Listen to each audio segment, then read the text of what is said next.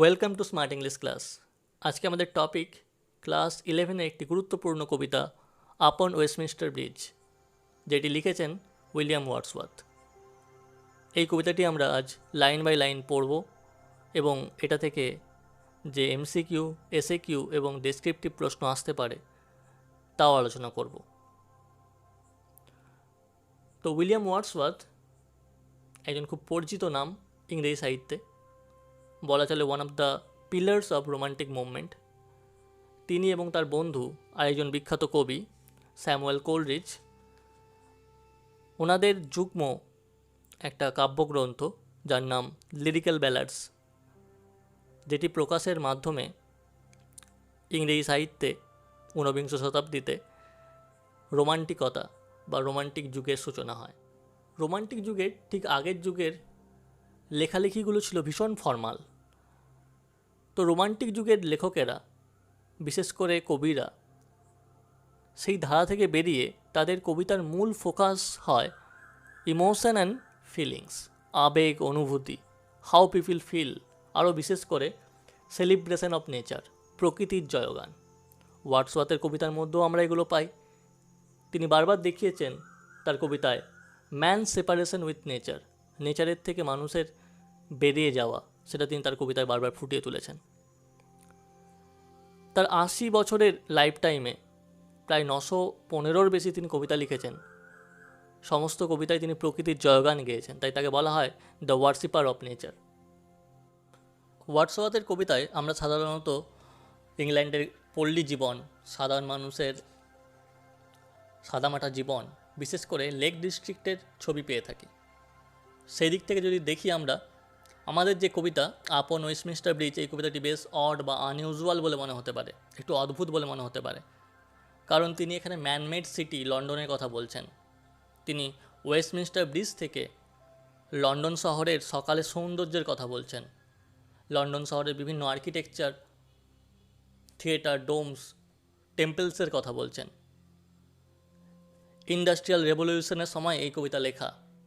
একজন প্রকৃতির কবি হিসাবে তিনি কিভাবে একটা ম্যানমেড সিটি, তার সৌন্দর্য তিনি উপলব্ধি করতে পারেন, এই ব্যাপারটা আমাদেরকে বেশ অবাক করে। কারণ সেই সময় লন্ডনের চেহারাটা মোটেই সুন্দর ছিল না। চারদিকটা ঘন কুয়াশায় ঢাকা, কলকারখানার কালো ধোঁয়ায় ভরা, চারদিকে একটা কর্মব্যস্ততা। কারণ তারই সমকালীন একজন রোমান্টিক কবি, বিখ্যাত কবি উইলিয়াম ব্লেক, যার কবিতা তোমাদের সিলেবাসে আছে, দ্য সিক রোজ। তোমরা এই ভিডিওটা পেয়ে যাবে আই বাটনে, ডেসক্রিপশন বক্সে। যাই হোক, উইলিয়াম ব্লেকের একটা কবিতা আছে লন্ডন।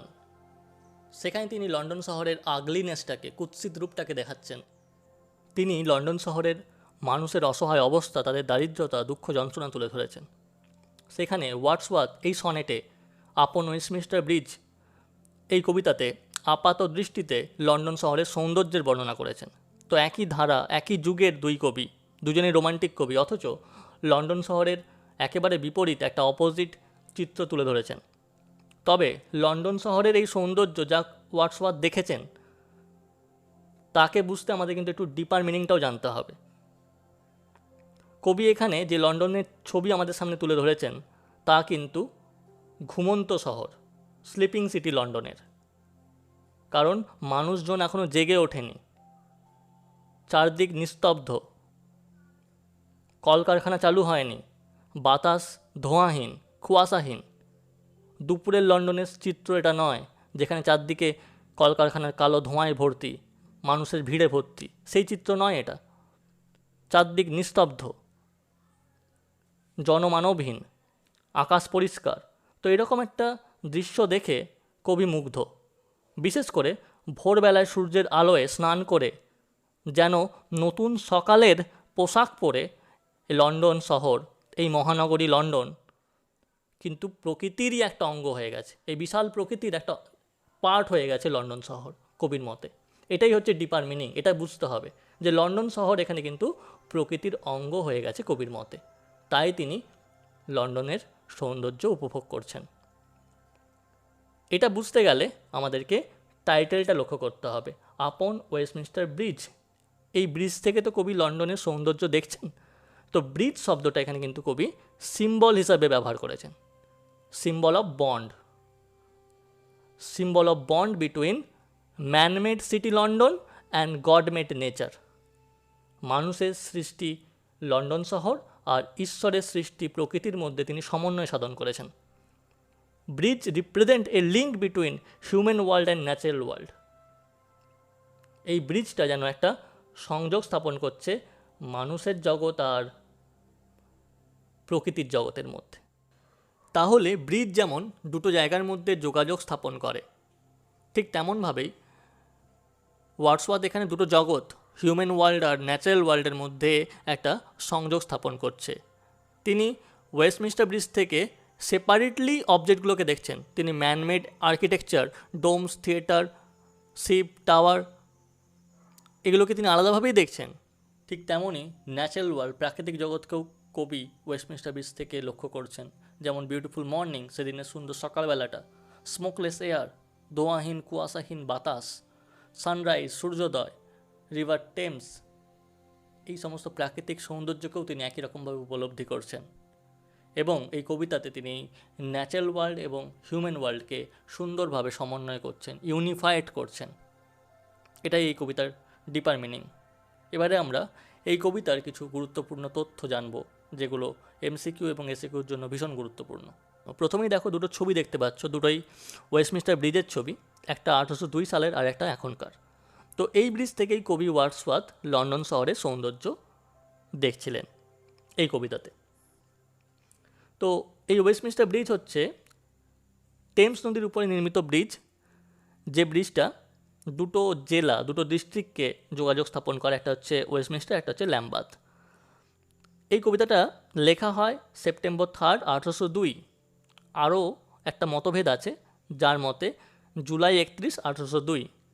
এই কবিতাটা ছাপানো হয় 1807 সালে এবং এটা ছাপানো হয় পোয়েমস ইন 2 ভলিউমসে।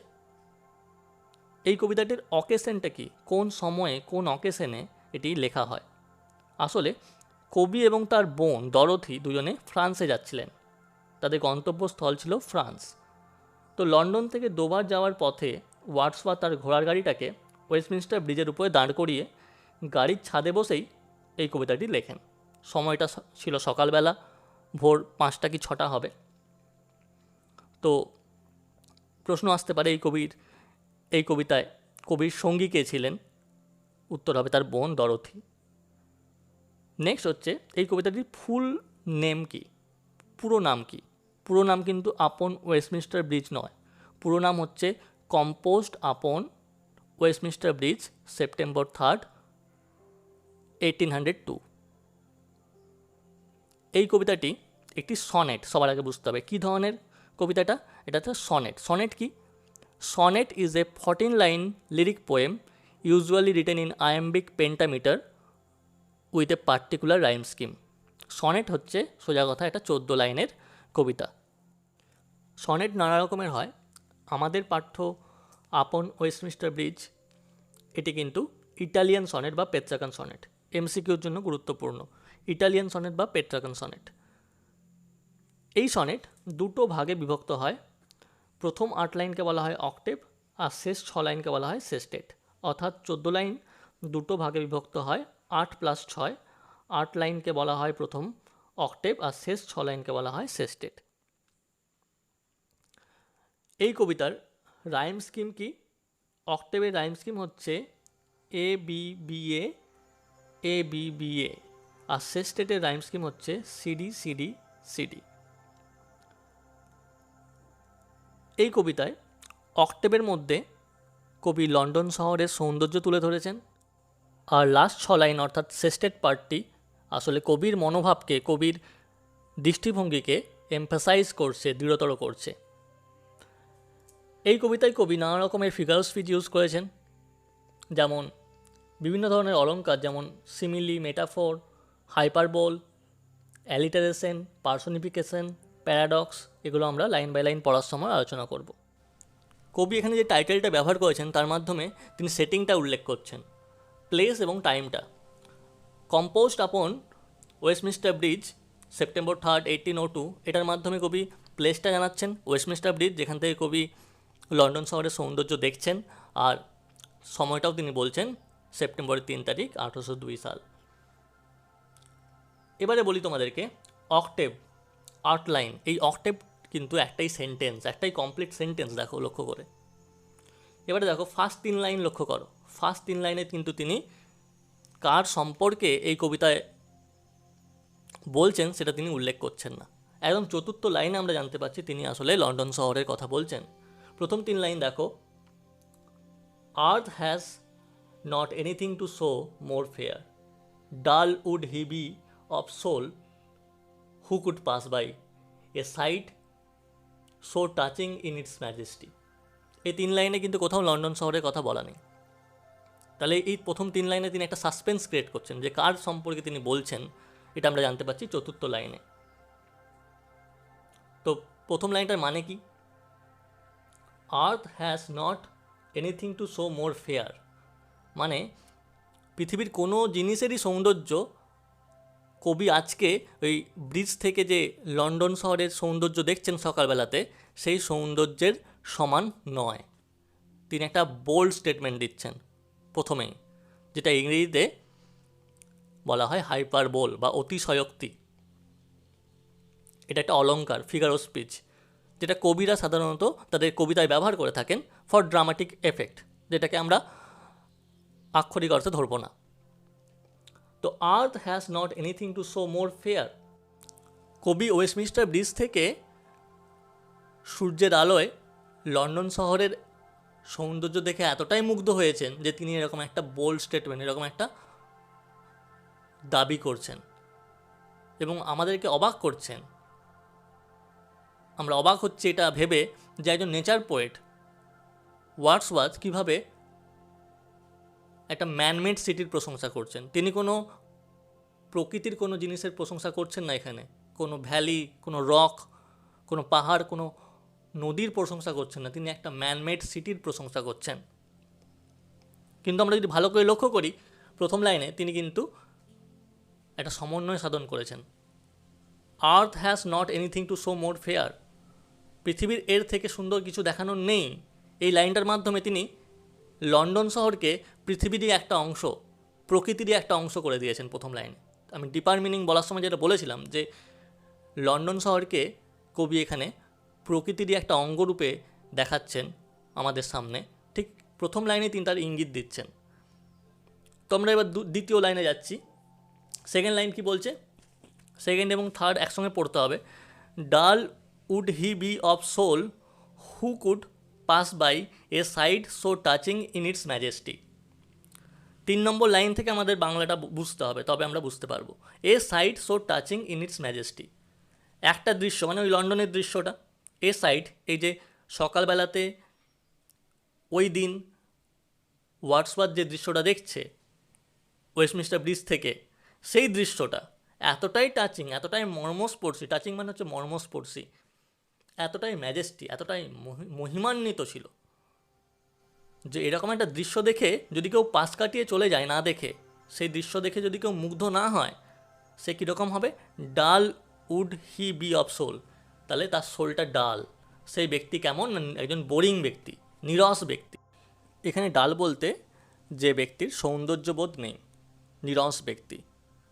এই যে ফার্স্ট 3 লাইন ভীষণ গুরুত্বপূর্ণ, তোমাদের অ্যানুয়াল পরীক্ষাতে বারবার এসেছে এই লাইনগুলো তুলে, যেমন এবছরই এসছে dull would he be of soul, এই লাইনটা তুলে। তো যাই হোক, এই 3টে লাইন কি বলতে চাইছে? যে earth has not anything to show more fair, পৃথিবীর এর চেয়ে সুন্দর আর কিছু দেখানোর নেই। Dull would he be of soul who could pass by a sight so touching in its majesty, এই দৃশ্যটা দেখে যে পার হয়ে যাবে, এই দৃশ্যটা যেটা টাচিং, যেটা মর্মস্পর্শী, যেটা ম্যাজেস্টি, যেটা মহিমান্বিত, সেই দৃশ্যটাকে দেখে যে ইগনোর করে, যে অবহেলা করে পাশ কাটিয়ে চলে যাবে, সে একজন ডাল পার্সন, সে একজন বোরিং পার্সন। এটা হচ্ছে আক্ষরিক বাংলা এই 3টে লাইনের। এই 3টে লাইনে লক্ষ্য করো, কবি 2 জোড়া কন্ট্রাস্টিং ওয়ার্ড ব্যবহার করেছেন। যেমন প্রথম লাইনে তিনি ব্যবহার করেছেন ফেয়ার, ফেয়ার মানে হচ্ছে সুন্দর, বিউটিফুল। আর দ্বিতীয় লাইনে তিনি ব্যবহার করেছেন ডাল, মানে নির্বোধ, বোকা, নিরস। তো এই বিউটিফুল, ফেয়ার শব্দটার মাধ্যমে তিনি বলতে চাইছেন বিউটিফুল ওয়ার্ল্ড, পৃথিবীর সৌন্দর্য, প্রকৃতির সৌন্দর্যের কথা তিনি বলছেন। অন্যদিকে ডাল শব্দটার মাধ্যমে তিনি বলছেন সোলস ডালনেস, যে সমস্ত মানুষেরা যারা এই প্রকৃতির সৌন্দর্য দেখতে পায় না। A sight so touching in its majesty, এই লাইনটা তো সুন্দর একটা প্যারাডক্সের উদাহরণ। প্যারাডক্স হচ্ছে একটি অলঙ্কার বা ফিগার অফ স্পিচ। তো এখানে কবি লন্ডন শহরের সৌন্দর্যটাকে বর্ণনা করার জন্য দুটো সেলফ কন্ট্রাডিক্টরি ওয়ার্ড ব্যবহার করছেন, টাচিং আর ম্যাজেস্টি। টাচিং মানে হচ্ছে হৃদয়স্পর্শী, যেটা হৃদয়কে ছুঁয়ে যায়, আর ম্যাজেস্টি মানে হচ্ছে যেটা হচ্ছে মহিমান্বিত, যেটা রাজকীয়। তো এই দুটো শব্দ বিপরীতমূলক, কারণ আমরা যদি তাজমহলের দৃশ্য দেখি সেটাকে আমরা বলবো ম্যাজেস্টিক, রাজকীয়। তেমনভাবে একটা পাহাড়ি ফুল বা পাহাড়ি ঝর্ণা দেখলে আমরা বলবো টাচিং সিন, একটা হৃদয়স্পর্শী দৃশ্য। তো এই দুটো দৃশ্য তো এক নয়, কিন্তু কবি এখানে লন্ডনের যে দৃশ্যটা দেখছেন ওয়েস্টমিনস্টার ব্রিজ থেকে, সেটা তার কাছে মনে হয়েছে ম্যাজেস্টিক, সেটা তার কাছে মনে হয়েছে টাচিং। তাহলে তিনি সেই প্রকৃতির সৌন্দর্য আর একটা শহরের যে সৌন্দর্য সেটাকে তিনি এক করে দিচ্ছেন। ন্যাচারাল ওয়ার্ল্ড আর হিউম্যান ওয়ার্ল্ডকে তিনি এক করে দিচ্ছেন, তার একটা সমন্বয় ঘটাচ্ছেন এখানে। ম্যাজেস্টি শব্দটা আবার ওয়েস্টমিনস্টার অ্যাবির কথা উল্লেখ করছে। ম্যাজেস্টি মানে তো রাজকীয় ব্যাপার, এটা কিন্তু ইনডিরেক্টলি উল্লেখ করছে ওয়েস্টমিনস্টার অ্যাবিকেও, যেখানে রাজা বা রানীর রাজ্যাভিষেক হয়ে থাকে ইংল্যান্ডের। এবারে আমরা আসি চতুর্থ লাইনে, fourth line. The city now doth like a garment wear the beauty of the morning silent bare. This city মানে হচ্ছে লন্ডন শহর, নাও এখন, ডথ হচ্ছে আর্কেইক ওয়ার্ড, ডথ মানে হচ্ছে ডাস, লাইক এ গার্মেন্ট পোশাকের মতো, পরে রয়েছে, ওয়্যার মানে পরিধান করা, পরে রয়েছে, কি পরে রয়েছে?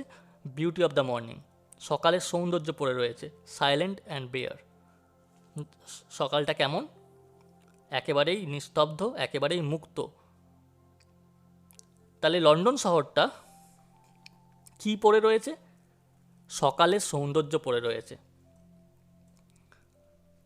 এই লাইনটা একটা ভীষণ সুন্দর পার্সোনিফিকেশনের উদাহরণ, একটা সিমিলির উদাহরণ। দুটোই ফিগার অফ স্পিচ। পার্সোনিফিকেশন মানে হচ্ছে জড়বস্তুর উপরে মানুষের গুণাবলী প্রয়োগ করা। এখানে জড়বস্তুকে লন্ডন শহর, তার উপরে মানুষের গুণাবলী প্রয়োগ করা হচ্ছে, সে মানুষের মতো পোশাক পরছে, তাই এটা পার্সোনিফিকেশন। এটা সিমিলি কেন? সিমিলিতে দুটো বস্তুর মধ্যে তুলনা করা হয়। ধরো বলা হলো সে বাঘের মতো সাহসী, তাহলে বাঘের সঙ্গে তার একটা তুলনা হচ্ছে। এখানেও লন্ডন শহরের সঙ্গে একটি মানুষের তুলনা করা হচ্ছে। একটি মানুষ যে পোশাক পরে আছে, সুন্দর একটা পোশাক পরে রয়েছে, এবং তাতে তাকে খুব অ্যাট্রাকটিভ লাগছে, তাকে খুব সুন্দর লাগছে। ঠিক তেমনভাবে লন্ডন শহরটা আজকে পড়ে রয়েছে কি? বিউটি অফ দ্য মর্নিং, সকালের সৌন্দর্য পড়ে রয়েছে। তাই এটিও একটি সিমিলি বা তুলনা। তো এই লাইনটা ভীষণ ইম্পর্টেন্ট এমসিকিউ, এসএকিউ এবং ডেসক্রিপটিভ প্রশ্নের জন্য। This city now doth like a garment wear beauty of the morning silent bare. এই শহরটা পোশাকের মতো পড়ে রয়েছে কি তাহলে? Beauty of the morning. তাহলে কবি এখানে কিন্তু বিউটি অফ দ্য মর্নিংয়ের উপরে জোর দিচ্ছেন, লন্ডন শহরের উপরে নয়। কবির কাছে লন্ডন শহরটা এত সুন্দর লাগছে কেন? না because of this beauty of the morning, সকালের এই সৌন্দর্যের জন্য, অ্যাটমসফিয়ারটার জন্য। অ্যাটমসফিয়ারটা কেমন? সাইলেন্ট বেয়ার, চারদিকটা নিস্তব্ধ, চারদিকটা উন্মুক্ত, চারদিকটা একদম free, free of pollution, free of human activity. সেই জন্যই কবির কাছে লন্ডন আজ এত সুন্দর লাগছে। এই সিনটা যদি দিনের বেলা হতো, যে সময় গোটা লন্ডন কালো ধোঁয়ায় ঢাকা হতো, চারদিকটা মানুষের কোলাহলে পূর্ণ ছিল, নদীর মধ্যে নৌকা বোটসে ভর্তি থাকতো, তাহলে কি কবির এই সিনটাকে এত সুন্দরভাবে উপভোগ করতে পারতেন?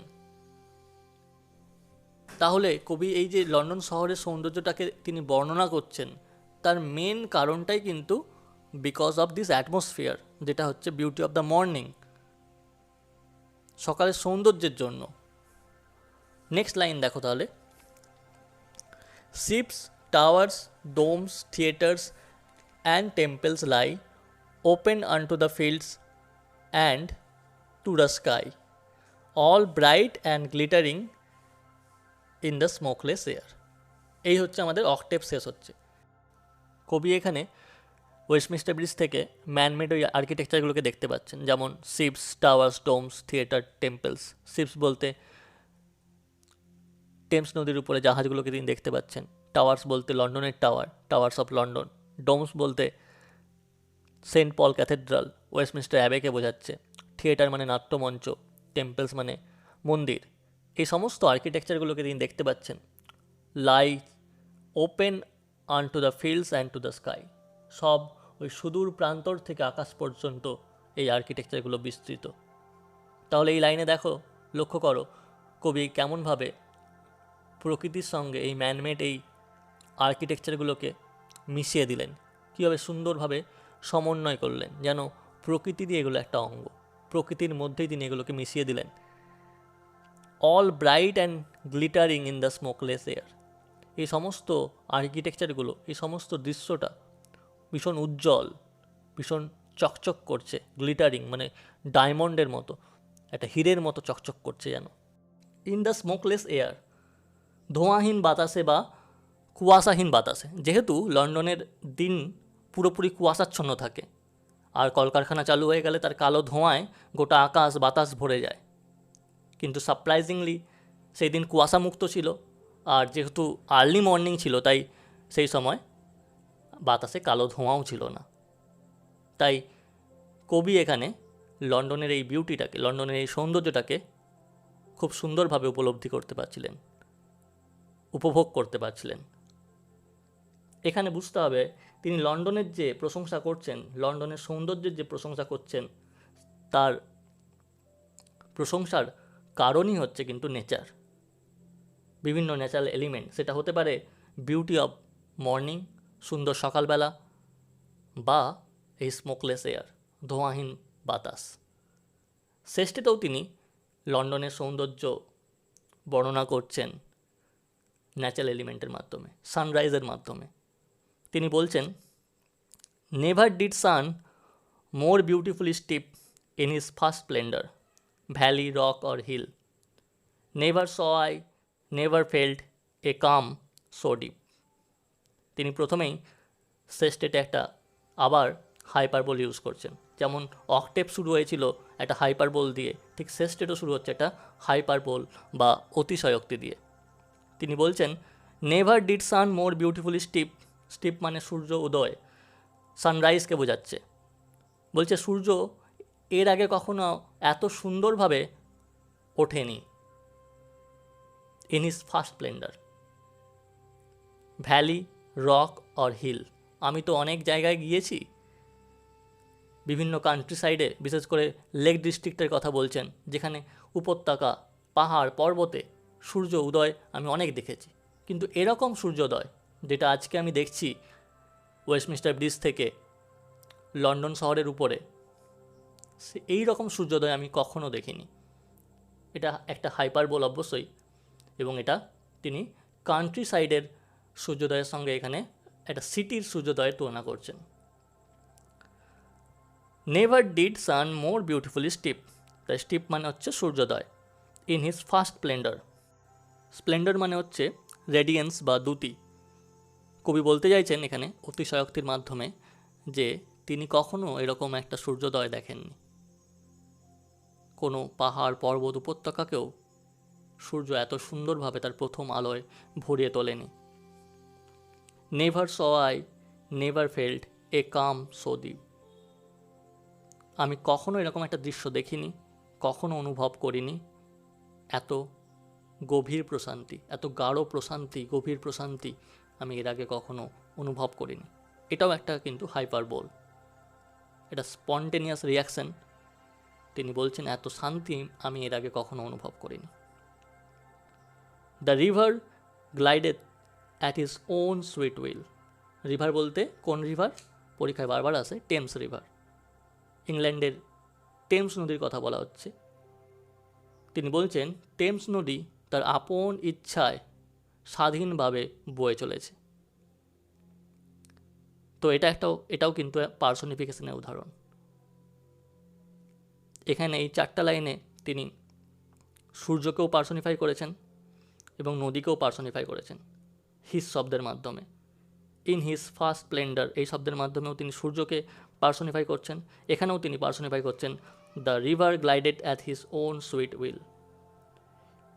ইংল্যান্ডে একটা প্রচলিত কথা আছে, old father Thames.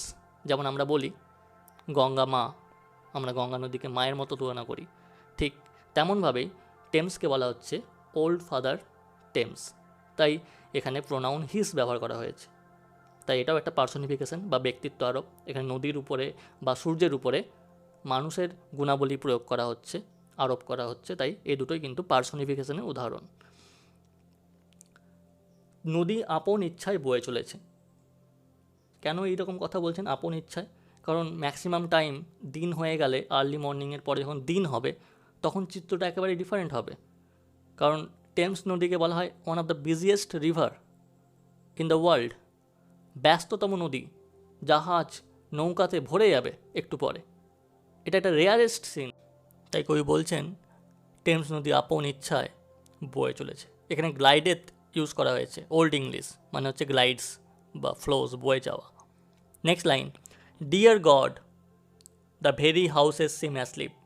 Deer God, কবি লন্ডনের দৃশ্যটা দেখে তিনি এখনও মুগ্ধ, তিনি ওই মোহ থেকে এখনও বেরিয়ে আসতে পারছেন না। যেমন ভালো দৃশ্য, কোনো দারুণ দৃশ্য দেখলে আমরা যেমন বলি ওয়াও, ঠিক সেরকম একটা ফিলিং পাচ্ছেন তিনি, ফিলিং অফ ওয়ান্ডার, গ্র্যাটিটিউড। তিনি যেন একটা ভীষণ আনন্দ, ঈশ্বরের প্রতি একটা কৃতজ্ঞতা অনুভব করছেন। তিনি ঈশ্বরকে ধন্যবাদ জানাচ্ছেন এরকম একটা দৃশ্য তাকে দেখানোর জন্য। তাই তিনি বলছেন dear God the very houses seem asleep, বাড়িগুলোকে ঘুমন্ত মনে হচ্ছে। এটাও একটা পার্সনিফিকেশনের উদাহরণ, ব্যক্তিত্ব আরোপ। আসলে বাড়িগুলো ঘুমন্ত নয়, the inhabitants of the house are asleep, বাড়ির বাসিন্দারা ঘুমন্ত। Last line, and all that mighty heart is lying still. Mighty heart, প্রকাণ্ড হৃৎপিণ্ড, এটা কাকে বলা হচ্ছে? খুব ইম্পর্টেন্ট প্রশ্ন। Mighty heart refers to London. এখানে কবি মেটাফোর ব্যবহার করেছেন, একটা তুলনা ব্যবহার করেছেন। কবি তুলনা করছেন লন্ডন শহরকে একটা প্রকাণ্ড দৈত্যের সঙ্গে, এটা mighty giant with a mighty heart, একটা প্রকাণ্ড দৈত্য যার একটা প্রকাণ্ড হৃদয় রয়েছে। Mighty heart not only refers that London is the heart of England, but also it is the heart of whole world. সেই সময় লন্ডন শুধু ইংল্যান্ডের হৃদয় ছিল না, গোটা বিশ্বের প্রাণকেন্দ্র, ব্যবসা বাণিজ্য, উপনিবেশিকতা, সব দিক থেকে দেখতে গেলে। কবি লাস্ট লাইনে খুব ডিরেক্টলিই বলছেন যে এটা লন্ডনের আসল রূপ নয়। কেন না, লন্ডন ঘুমোচ্ছে, এটা প্রকাণ্ড দৈত্য রূপী লন্ডন শহর এখন ঘুমোচ্ছে, লাইং স্টিল, নিস্তব্ধ হয়ে রয়েছে। আর যখন সে জেগে উঠবে তখন একটা অন্যই রূপ দেখতে পাবো। প্রকৃতির সান্নিধ্যে কবি এই স্লিপিং সিটিটাকে খুব উপভোগ করছেন, কিন্তু যখন জেগে উঠবে কবিও জানেন এর রূপটা একেবারেই পরিবর্তন হয়ে যাবে, সে পোশাক পরিবর্তন করবে। এখন বিউটি অফ দ্য মর্নিং পরে রয়েছে, তখন কালো ধোঁয়া, চারদিকটা মানুষের কোলাহল, একটা অন্যই রূপ কবি দেখতে পাবেন। তাই এই সুন্দর সকালবেলাতে শান্ত পরিবেশে, চারদিক নিস্তব্ধ এরকম পরিবেশে কবি স্লিপিং সিটির সৌন্দর্য উপভোগ করছেন এবং শহরটাকে তিনি একটা প্রাকৃতিক পরিবেশের মতোই আমাদের কাছে তুলে ধরেছেন। এবারে আমরা কিছু গুরুত্বপূর্ণ এসএকিউ এবং ডেসক্রিপটিভ প্রশ্ন আলোচনা করব। একদম 2014 থেকে 2020 পর্যন্ত সমস্ত এসএকিউ এবং ডেসক্রিপটিভ প্রশ্নের লিস্ট তোমাদেরকে দেওয়া হলো এবং সাজেশনও দেওয়া হলো। এগুলো ভালো করে তৈরি করলেই তোমরা 2021-এর জন্য বা পরবর্তী বছরগুলোর জন্য তোমরা প্রস্তুত হয়ে যাবে। তো এসএকিউ প্রশ্ন খুব সহজেই আসে, যেমন কোন শহরের কথা বলা হচ্ছে, লন্ডন শহর, কোন নদীর কথা বলা হচ্ছে, টেমস নদী, কোন ব্রিজের কথা বলা হচ্ছে, ওয়েস্টমিনস্টার ব্রিজ, শহর কি পড়ে আছে, বিউটি অফ দ্য মর্নিং, এই ধরনের প্রশ্নই আসে। খুব সহজ, পুরো বাক্যে লিখতে হয় এসএকিউ প্রশ্ন। আর ডেসক্রিপটিভ প্রশ্নের মধ্যে মেন প্রশ্ন হচ্ছে beauty of the London, London সিটির বর্ণনা করো, describe the city of London, এটাই মেন প্রশ্ন। Earth has not anything to show more fair, never saw I never felt a calm so deep, বিভিন্ন লাইন তুলে আসতে পারে, প্রশ্নের উত্তর একটাই। এই তোমাদের আপন ওয়েস্টমিনস্টার ব্রিজ, তোমাদের এই প্রশ্নগুলো তুলে নিও আর ভিডিওটা ভালো লাগলে বন্ধুদের শেয়ার করো এবং চ্যানেলটাকে সাবস্ক্রাইব করো। Thank you.